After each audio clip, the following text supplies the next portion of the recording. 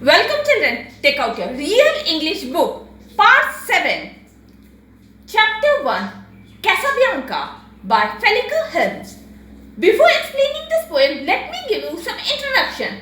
The poem gives a realistic view that occurred in 1798 during the Battle of the Nile, where Casabianca, a 12-year-old boy, the son of the commander of a warship.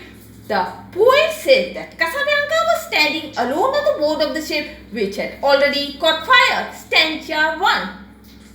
The boy stood on the burning deck when all but he had fled. The flame that lit the battle's wreck shone around him over the deck. Through this line, the poet depicts that Casabianca was standing on the deck of the ship that had already caught fire. He was standing alone while the others had left the ship. The flames of the fire were rising from all sides and were shining on the dead bodies of the soldiers who were killed in the war. Stanza 2. Yet beautiful and bright he stood, as born to rule the storm, a creature of heroic blood, a proud though childlike form. Through this line, the poet tells that Casabianca stood on the burning deck, who looked very handsome in the flames of fire. It seemed as if he was born to govern over the storm. He had inherited the nobility from his father. At such a tender age, he looked brave enough and was proud to carry out his father's command. Stanza 3. The flames rolled, he would not go without his father's word. The father faint in death below, the voice no longer heard.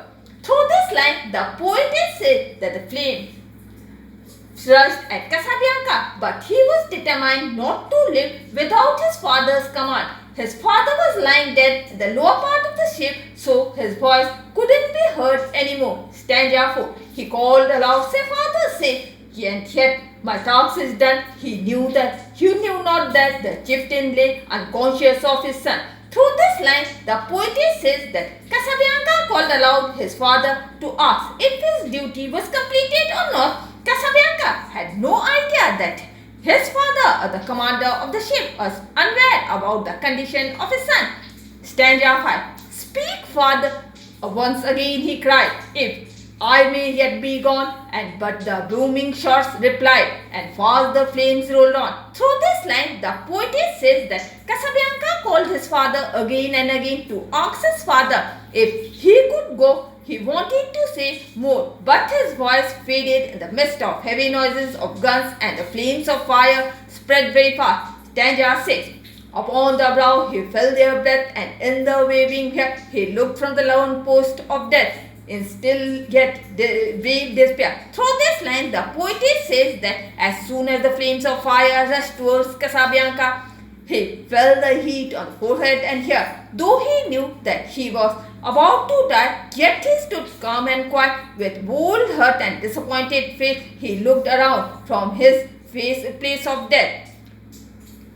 Stanza 7. And shouted once more aloud, my father must I stay, while over him fast through sails and shrouds the withering fire made away. Through this line, the poetess says that once again Casabianca cried out in his loud voice, asking his father if it was necessary for him to stay there. Within a moment, the flames of fire rushed through the sails and ropes. Stanza 8. They wrapped the ship in a splendor while they caught the flag on high and streamed above the gallant jack like banners in the sky. Through this line, the poetess says that the flames of fire covered the ship from all its sides and even reached the topmost part of the flag, then surrounded Casabianca like the shadows of flag in the sky.